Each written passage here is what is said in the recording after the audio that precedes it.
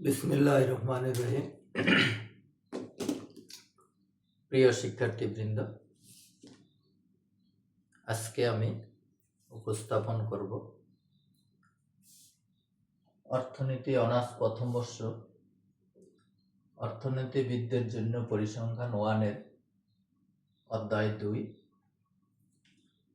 আর ওই অধ্যায়ের নাম হলো তথ্য উপস্থাপন।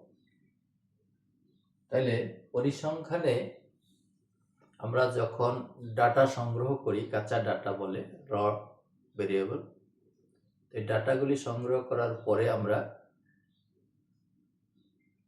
ওগুলিকে সংক্ষিপ্ত আকারে উপস্থাপন করি, যেটাকে বলে গণসংখ্যা নিবেশন, ফ্রিকোয়েন্সি ডিস্ট্রিবিউশন। সেটা আমরা বিভিন্নভাবে উপস্থাপন করতে পারি। তার মধ্যে অনেকগুলি পদ্ধতি আছে।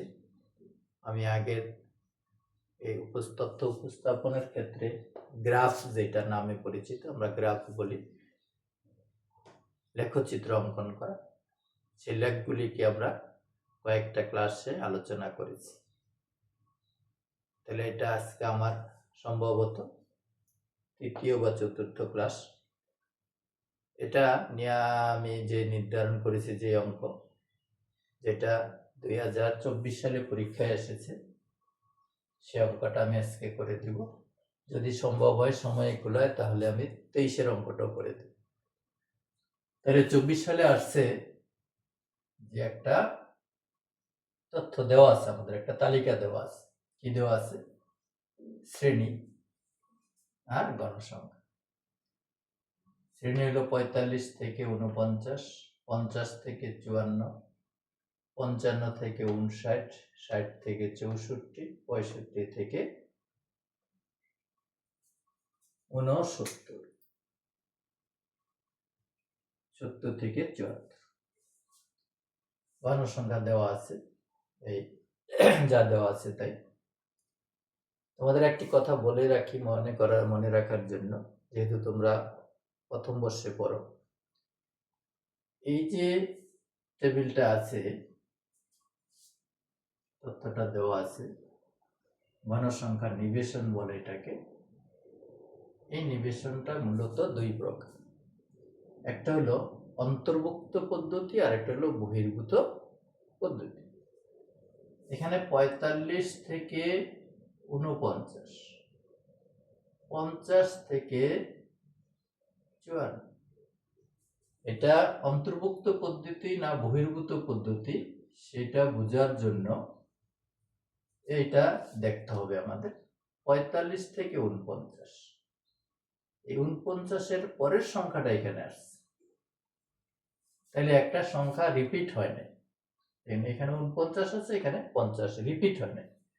যদি এখানে 45 থেকে 50 থাকতো, আবার এখানে 50 থেকে 55 থাকতো, তাহলে কি হতো? এই 50 এখানেও আছে, এখানেও আছে। এটাকে বলে প্রথম শ্রেণী, এটাকে বলে দ্বিতীয় শ্রেণী, এটাকে বলে তৃতীয় শ্রেণী। প্রথম শ্রেণীর ঊর্ধ্বসীমা যদি পরবর্তী শ্রেণীর নিম্ন সীমা হিসাবে ব্যবহৃত হয়, তাহলে এটাকে বলা হয়, 2বার আছে তো, এখানে ধরতে হবে না 50, এখানে ধরতে হবে। এটাকে বলে বহির্ভূত পদ্ধতি, এক্সক্লুসিভ মেথড, যদি প্রথম শ্রেণীর ঊর্ধ্বসীমা দ্বিতীয় শ্রেণীর নিম্ন সীমা হিসাবে ব্যবহৃত হয়, দ্বিতীয় শ্রেণীর ঊর্ধ্বসীমা তৃতীয় শ্রেণীর নিম্ন সীমা হিসাবে ব্যবহৃত, তাহলে এটার নাম হবে বহির্ভূত পদ্ধতি। আর যদি তা না হয়, যেমন এখানে 49 আছে, এখানে 49 আর নাই, 50 আছে, এটার নাম হলো অন্তর্ভুক্ত পদ্ধতি। তাহলে আমাদের এটা অন্তর্ভুক্ত পদ্ধতিতে দেওয়া আছে। মূলত বেশিরভাগ অঙ্কেই পরিসংখ্যানে বহির্ভূত পদ্ধতিতে দেওয়া থাকে, অর্থাৎ এখানে 50, আবার 50, এখানে 55, আবার 55, এখানে 60, এখানেও 60 হবে, এরকম। এটার বলে বহির্ভূত পদ্ধতি। বেশিরভাগ অঙ্ক এরকম দেওয়া থাকে। যদি অন্তর্ভুক্ত পদ্ধতিতে দেওয়া থাকে, তাহলে অঙ্ক করার জন্য, তালিকা করার জন্য আমাদের একটা কাজ বেশি করতে হয়, সেটা আমি এখন বলবো। তাহলে এটা কি পদ্ধতিতে আছে? অন্তর্ভুক্ত পদ্ধতিতে আছে। অন্তর্ভুক্ত পদ্ধতিতে থাকলে আমাদের কি অঙ্কন করতে বলছে? অজীব রেখা বলছে। এই অজীব রেখা আমার আগের ক্লাসে আছে, অজীব রেখা কিভাবে অঙ্কন করে সেটা নিয়ে আমার আলোচনা আছে, দেখে নিও। এখন আমরা এটা রিপিট করতেছি এই কারণে, যেহেতু এটা 24 সালে এসেছে। তাহলে আমরা এটার জন্য একটা প্রথমে তালিকা তৈরি করে নিতে হবে। তালিকাটা আমি ছোট করে তৈরি করে নিচ্ছি।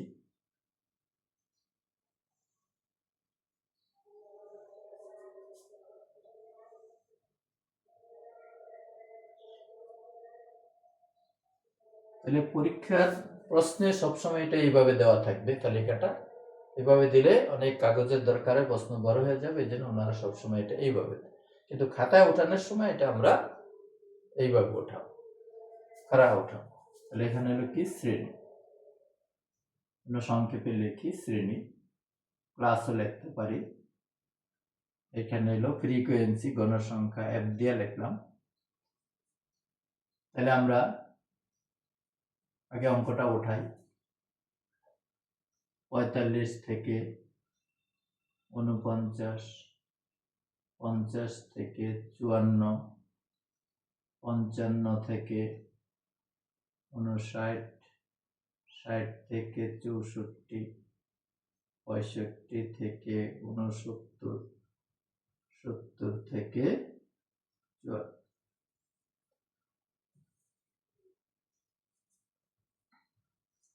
ফ্রিকোয়েন্সি গুলি কত?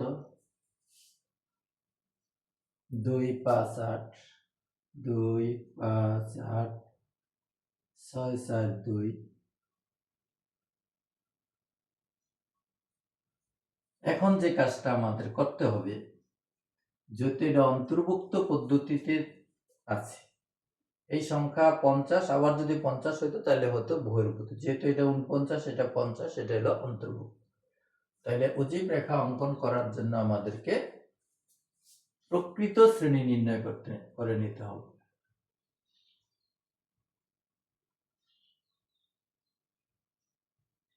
প্রকৃত শ্রেণী যদি এটা বহির্ভূত পদ্ধতি হতো,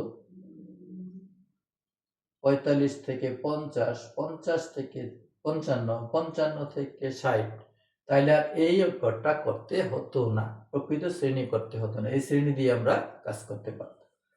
প্রকৃত শ্রেণী নির্ণয় করার পদ্ধতিটা আমি বলি। এটা হলো প্রকৃত শ্রেণীটা আমরা কিভাবে নির্ণয় করব। আমরা দেখব এইটার আর এটার ডিফারেন্স কত, বা এটার আর এটার ডিফারেন্স কত। তাহলে ডিফারেন্স হলো 49, 50, এই ডিফারেন্স। এখানে 49 ছিল, 50 হয়েছে, 1 বাদ গেছে আমাদের, এখান থেকে এখানে 1 ডিফারেন্স। তাহলে এই 1 ডিফারেন্সের অর্ধেক এটার সাথে আমরা যোগ করব আর এটার সাথে বিয়োগ করব। তাহলে এখানে আমরা কি করব, 44.5 থেকে 49.5। তাহলে ডিফারেন্সটা কত? 1। 49, 50, 1 ডিফারেন্স, এর অর্ধেক এটার সাথে যোগ হবে, এটার সাথে বিয়োগ হবে, ঠিক এইভাবে প্রত্যেকটা। এটা হবে কত? 49.5, এটা হবে 54.5। এখানে হবে কত? 54.5, 59.5, এটা হবে 59.5, 64.5, 64.5, 69.5, 69.5, 74.5। এখন তোমরা দেখো এখানে আর গ্যাপ নাই, 49.5, 49.5, 54.5, 54.5, 59.5, 59.5, 64.5, 64.5, 69.5, 69.5। তাইলে একটা অন্তর্ভুক্ত পদ্ধতিতে, যেটা অন্তর্ভুক্ত পদ্ধতিতে ছিল, এটাকে আমরা বহির্ভূত পদ্ধতি করে নিলাম। যেমন এইখান দিয়ে যদি আমরা চিত্র আঁকতাম, তাহলে এই 49-এর পরে আবার 50 দিয়ে শুরু হতো, মাঝে 1 গ্যাপ থেকে যেত। এখানে আর ওই গ্যাপটা থাকবে না, 49 শেষ, আবার 49 থেকেই শুরু। তাহলে এই হলো আমাদের, এইটুকু শুধু করতে হবে, আর কিছু করতে হবে না। এখন যদি অজীব রেখা বলে, এটা সবসময় করতে হবে। অজীব রেখা যদি বলে, অজীব রেখা সাধারণত 2টা হয়, আমরা একটা করব। অজীব রেখা বলছে 2টা অজীব রেখা হয়, তাহলে আমরা এফসিটা নির্ণয় করব। কিউমুলেটিভ ফ্রিকোয়েন্সি কিভাবে নির্ণয় করে? এটাকে বলে ক্রমযৌগিক গণসংখ্যা। এই 2 এখানে লিখব। এই 2 এর সাথে 5 যোগ করলে হয় 7, 7 এর সাথে 8 যোগ করলে হয় 15, 15 এর সাথে 6 যোগ করলে হয় 21, 21 এর সাথে 4 যোগ করলে হয় 25, 25 এর সাথে 2 যোগ করলে হয় 7। এটা হলো কিউমুলেটিভ ফ্রিকোয়েন্সি। এটাকে আমরা কি করছি? ছোট থেকে বড়র দিকে গেছি। এটা ছোট থেকে বড়, এটা বলে নিচ থেকে উপর। যদি আমরা দুইটাই করে দিই যেহেতু সুযোগ পেয়েছি, এটা হলো তাহলে কি? নিচ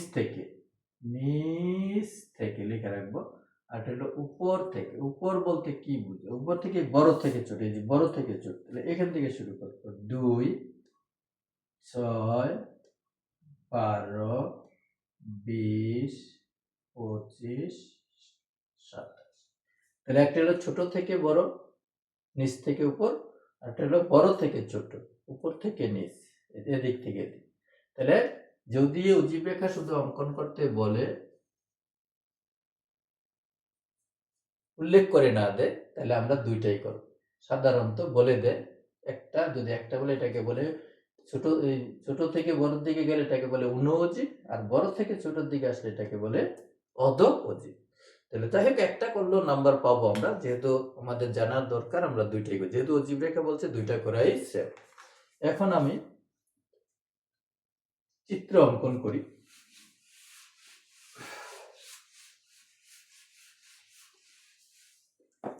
তাহলে আমরা একটা গ্রাফ পেপার নেব। গ্রাফ পেপারের মাঝখানে আমরা এরকম একটা দাগ দিই। এখানে হলো ক্লাস, শ্রেণী, বাংলায় থাকলে বাংলা, ইংলিশে থাকলে ইংলিশে, এখানে হলো অ্যাপস। তাহলে আমরা শ্রেণীগুলি এখানে কত থেকে শুরু হয়েছে এইটা লিখব, আমরা এইটা লিখব। এটাকে আমরা 0 থেকে যদি লিখি তাহলে কতটুকু বাদ দিতে হবে, তা না দিয়ে আমরা এখান থেকে শুরু করি। এখানে একটা টান দিয়ে এখানে লিখবো আমরা কত। গ্রাফ পেপারের গড় আছে এখানে, তাহলে যে কোনো একটা গড় থেকে একটু বাদ দিয়ে একটা গড়, যদি 0 থেকে হতো, 5 থেকে হতো, তাহলে আর বাদ দিতে হতো না। যেহেতু 45 থেকে, তাহলে আমরা একটু এরকম গ্যাপ দিয়ে নিই। এটা হলো কত? 44.5। 5 গড় পরে আর একটা ফোঁটা দেব, সেখানে লিখবো আমরা 49.5। 5 গড় বা 10 গড় পরে আর একটা ফোঁটা দিব, সেটাকে লিখবো আমরা 54.5। ঠিক একইভাবে আবার লিখবো 59.5। তারপরে লিখবো আমরা 64.5। তারপরে লিখবো 69.5। তারপরে লিখবো 70.5। এরকম গ্রাফ পেপারে আমরা 5 গড় পর পর বা 10 গড় পর পর এরকম লিখি। ফ্রিকোয়েন্সির ওই যে এফসি কত পর্যন্ত আছে? 27 পর্যন্ত আছে। এখানেও গড় আছে, 5 গড় পরে এই 5, এই 10, এই 15, এই 20, এই 25 দিয়ে রাখি আমরা 5, 10, 15, 20, 25। এখন আমার যেই ঘরে যত আছে সেই হিসাবে। তাহলে অজীব রেখা অঙ্কন করার সময় প্রথম শ্রেণীটা নিয়ে আমরা কথা বলি। প্রথম শ্রেণীর এই ঊর্ধ্বসীমা বরাবর এইটার এফসিটা বসাবো। প্রথম শ্রেণীর ঊর্ধ্বসীমা কোনটা? এটা। এটা নিম্ন সীমা, লয়ার লিমিট, এটা আপার লিমিট। এইটা বরাবর এটার এফসিটা বসাবো, কিউমুলেটিভ ফ্রিকোয়েন্সিটা 2 বসাবো। এটার বরাবর 2। এটা যদি 5 হয়, 5 হলে 2 কোথায় হবে? এই জায়গায় হবে 2। তারপরে এইটা ঊর্ধ্বসীমা হলো এটা, এটা বরাবর 7 বসাবো। এটা বরাবর বসাবো কত? 7। আনুমানিক বসাই, গ্রাফ পেপারে তো গড় থাকবেই। 7 বসাবো। তারপরে বসাবো 59 বরাবর কত? 15। এই 59 বরাবর বসাবো 15। এই গ্রাফ পেপারে দাগ দেওয়া থাকবে, এমন একটা সমস্যা হবে না আমাদের বসাইতে। 64 বরাবর বসাবো কত 21, এই 64 বরাবর বসাবো আমরা 21।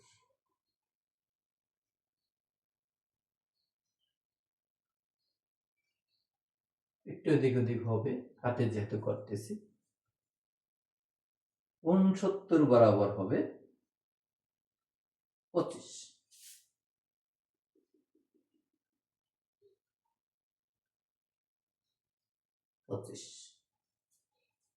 74 বরাবর হবে 27, 2 বেশি হবে।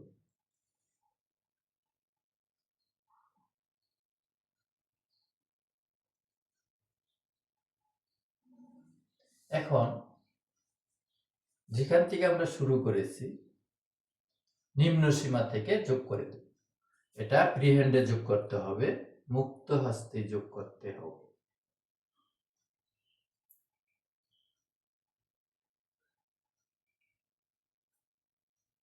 এটার নাম হলো উনওজি। হয়ে গেল একটা। তাইলে প্রকৃত শ্রেণীর ঊর্ধ্ব সীমাগুলি বরাবর ব্রিক এফসি গুলি বসাবো, বসিয়ে আমরা নিম্ন সীমা থেকে যোগ করে দেব। হয়ে গেল। এখন আসি আমরা এইটা অর্ধটা বড় থেকে ছোট যেটা, তাহলে প্রথম এটার নিম্ন সীমা বরাবর বসাইতে হবে। এটার ক্ষেত্রে নিম্ন সীমা বরাবর বসাইতে হবে। 69.5 বসাবো, বরাবর বসাবো 2, এটা বসাবো বরাবর বসাবো 2। তাহলে এটা বরাবর 64.5 বরাবর বসাবো 6, এটা বরাবর বসাবো 6, 6টা কোথায় হবে এই জায়গায় 6। তারপরে বসাবো কত 12, তারপরে বসাবো 12, এটা হলো 15, 12 হবে এইসব জায়গায় 12 হবে 12। তারপরে বসাবো কত 20, 12-র পরে 20, 20 হবে এই জায়গায়।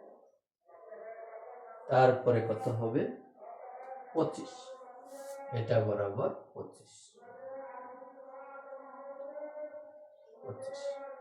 তারপরে হবে এটা বরাবর 27, 40 বরাবর হবে 27। এখন আমরা এই যে এটার প্রথমটার ঊর্ধ্বসীমা ছিল 74.5, এই 74.5 থেকে আমরা 74.5 থেকে আমরা যোগ করে আসবো। এটা কত ছিল 69 থেকে 74, 69 থেকে এটা হবে 74, তাহলে এইখান থেকে আমরা এখন যোগ করে আসবো। এটা হলো অধোগতি।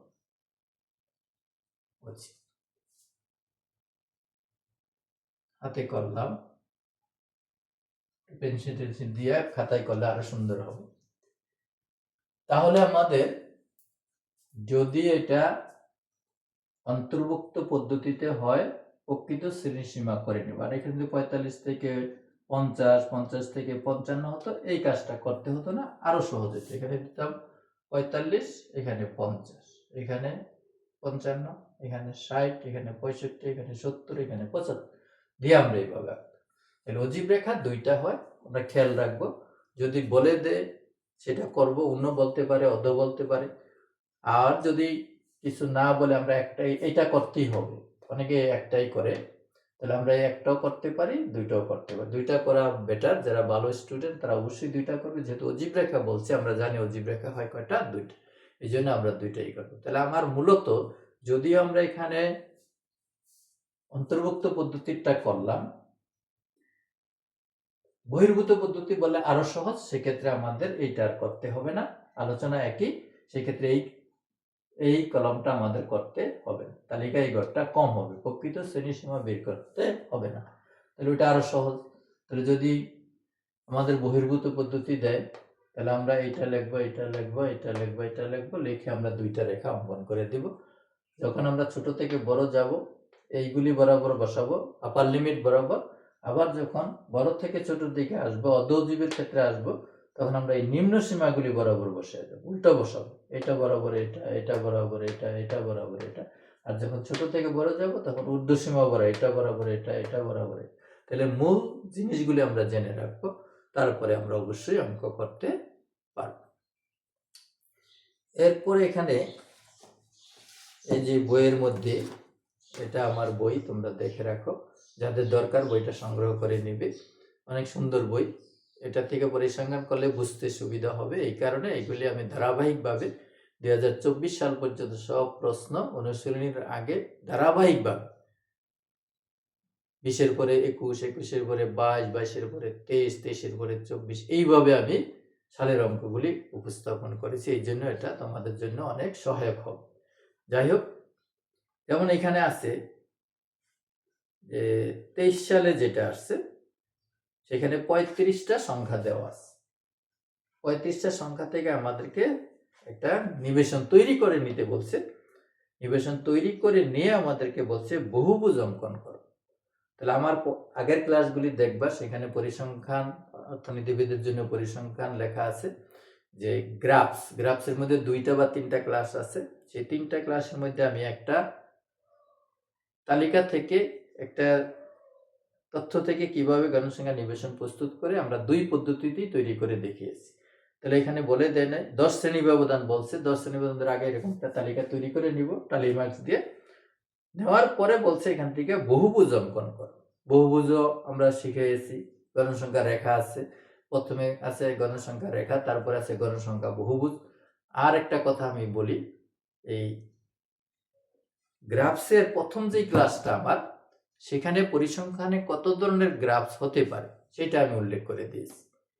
গ্রাফসগুলিকে কয় ভাগে ভাগ করা যায়, প্রত্যেক ভাগের আবার উপভাগ কি কি আছে সেগুলি, ওইটুক যদি নলেজে থাকে কারো, তাহলে বুঝতে সুবিধা হবে যে পরিসংখ্যানে কয়টা গ্রাফ আছে, কয় ধরনের গ্রাফ আছে, সেটা আগে আমাদের শিখতে হবে। তাহলে এখানে 23 সালে আসছে বহুভুজ, তাহলে বহুভুজটা আমরা এখান থেকে শিখে নিব। তারপরে এই যে যেটা বললাম আজকে আমরা অজীবও আমার ওখানে করা আছে। বহুভুজ যেদিন যেই ক্লাসে, সেই ক্লাসে আবার অজীবও আছে। তাহলে আমি অজীবটা কেন করালাম, যেহেতু এটা 24 সালে আসছে, এই জন্য অজীবটা করালাম। তো অজীব 2 প্রকার, একটা অনুঅজীব, একটা অর্ধ অজীব। বলে দিলে ওইটাই করব, না বলে দিলে আমরা 2টা করব। সহজ হলো কোনটা, যেটা বহির্ভূত পদ্ধতি, সেটা হলো সহজ, সেখানে প্রকৃত শ্রেণীসীমা করতে হয় না। আর অন্তর্ভুক্ত পদ্ধতি হলে এটা একটু কঠিন বলতে এই কলামটা বেশি করতে হবে। আর যখন আমরা চিত্র আঁকবো, একটা গ্রাফ পেপারে অবশ্যই আঁকবো এটা। এই গ্রাফ পেপারে অনুঅজীবের ক্ষেত্রে ঊর্ধ্বসীমা বরাবর তার ফ্রিকোয়েন্সিগুলি বসাবো, কিউমুলেটিভ ফ্রিকোয়েন্সি বসাবো। আর অদর ক্ষেত্রে আমরা নিম্ন সীমা বরাবর বসাবো, উল্টো বসায় আসবো, বড় থেকে ছোটর দিকে আসবো। আর এটার ক্ষেত্রে ছোট থেকে বড়র দিকে যাবো। যাই হোক, তাহলে আমরা অঙ্ক করার চেয়ে পদ্ধতিটা জানতে হবে ভালো করে, কিভাবে করব সেটা জানতে হবে ভালো করে। যাই হোক, অনেক কথা হলো, পরবর্তীতে দেখা হবে তোমার সাথে। সেই পর্যন্ত ভালো থাকো, সেই প্রত্যাশায় আজকে এখানে শেষ করছি। ধন্যবাদ তোমাদের সবাই।